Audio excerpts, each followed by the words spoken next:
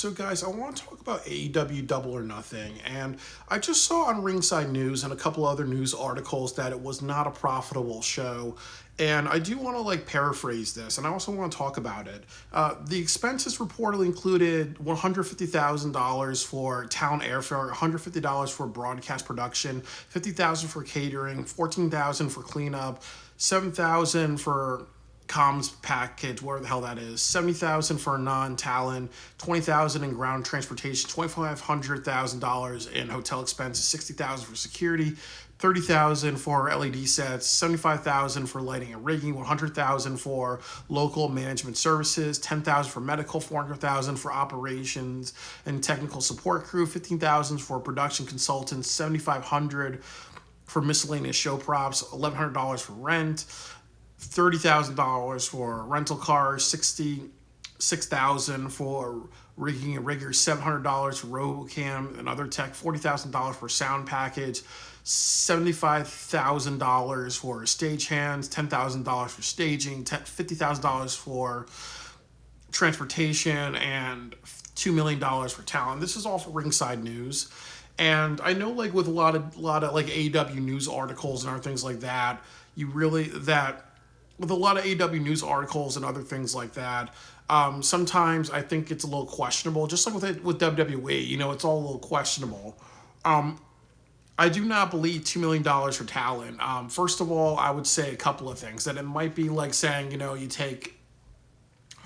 I'm a little questionable on that. I can understand that, okay, you have Will Ospreay, MJF, and Mercedes Moné and Kazuchika Okada, which are making the big bucks. So maybe I can kind of believe that. You look at how much they're paid, maybe salary, and then also pay-per-view bonuses. So, all right, I'm going to call that believable, but I'm not going to do all the Scott Steiner math of this. But clearly, I would say that I'm estimating $2 to $4 million. And I'm not sure how many pay-per-view buys. I think they got over 100,000, so 140,000. 140,000 times 50, $6 million. And then also their gate was under... and their gate was around $600,000. So as I said before, if you get 100,000 views... if you get 100,000 pay-per-view buys, you charge $50 for this. That's 500,000. No, that's $5 million. So this could possibly been around a $6 million profit. Let's just boost it up and say yes. But that's down from the prior year. And if you look at everything that they're being charged for, again, I'm not going to do the Scott Steiner math for you guys, but that's roughly, in my opinion, maybe a little less than $3 million. Maybe a little bit. I'm going to estimate and call it $3.2 million. So honestly, as they say in business, you have to make more than 50% really. So if they're making around $6 million estimate and it's costing them a little over $3 million, you didn't make a profit really. You would have to make at least $7 million for a profit. And there's a couple of things that I will say about this. Yes, the attendance is down. Yes, they're not charging as much really. So I think that AEW may be in a very bad habit of just saying, we want to fill our attendance by actually lowering the prices. You look at the show that they're doing for Arlington, Texas, the Collision show and the Death Before Dishonor. They're charging $55 a seat, which is egregious. And it shows that they care more about a good price instead of a good show. And I would ultimately will say that the show was not that good in a couple of reasons. I think I told everybody about the controversy that happened where I was promised ringside seats and they made everybody that purchased my seats go all the way over to the stage area. And they expected to be yeah, AEW, AEW, AEW. No, you promised ringside seats to one of your signature pay-per-views. Fuck you cunts. Because you just cheated me out of $440. And that's fucking disrespectful. So there's some bait and switch that happened, and I'm not going to let it go. I may not even go next year unless I have a lot of other activities planned, like another Grand Canyon tour, another Hoover Dam tour type of thing. But the point of it is that, they rely, as I said before, on a good show. They rely too much on having way too many matches and having a very long show. So then you can say it feels epic that you have all this stuff going on. They over rely on a low ticket price to bring more people in. And then sometimes we pay for a good seat with MGM, not Ticketmaster, and other like third party like AXS or something like that.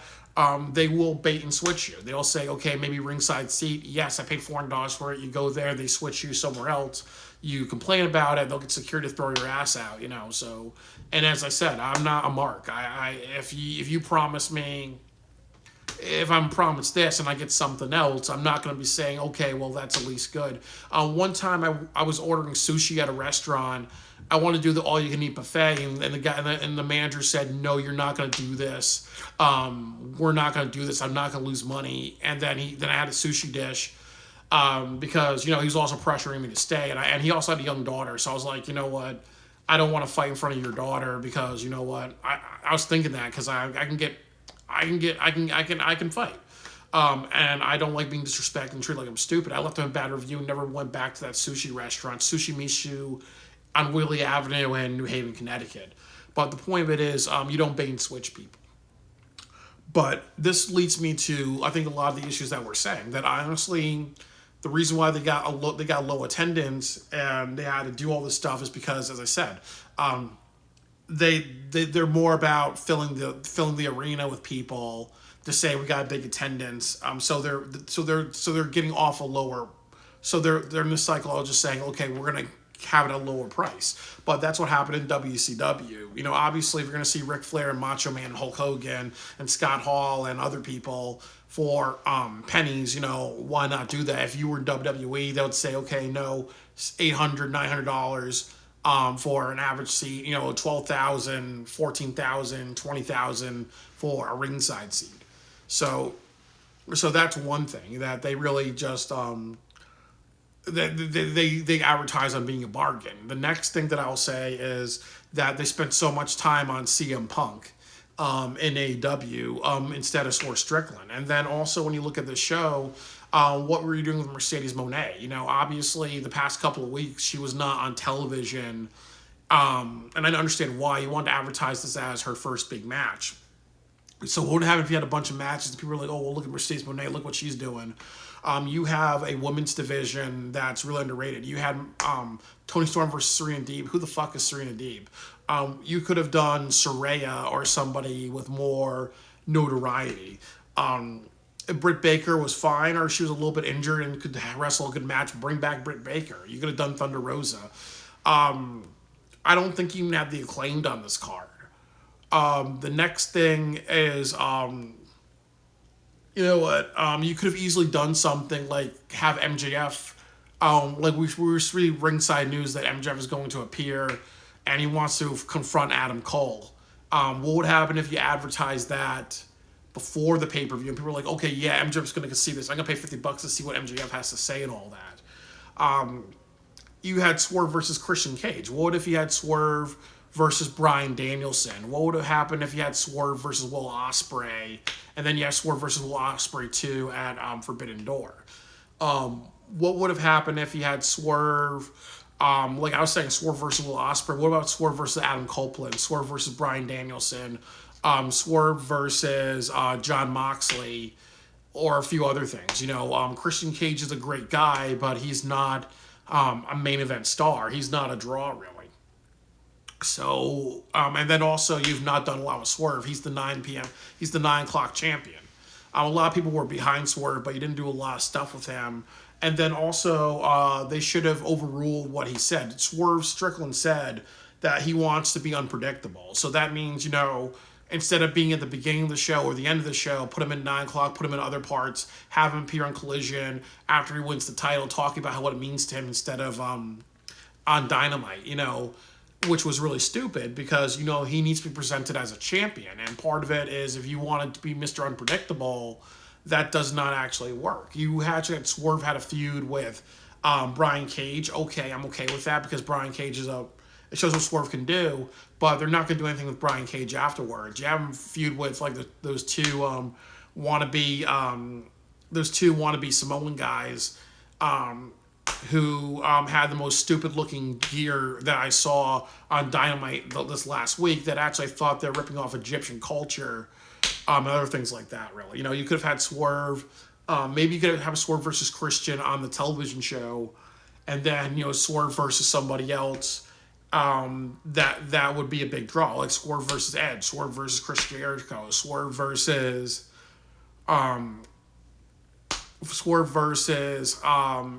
Darby Allin, because Darby Allin was really huge after the Sting thing. Do a follow up, really. There's a lot of things they could have done with better booking. And then the other thing that's been hurting the company is obviously the EVPs. Honestly, like as I said, I think they had way too much television time.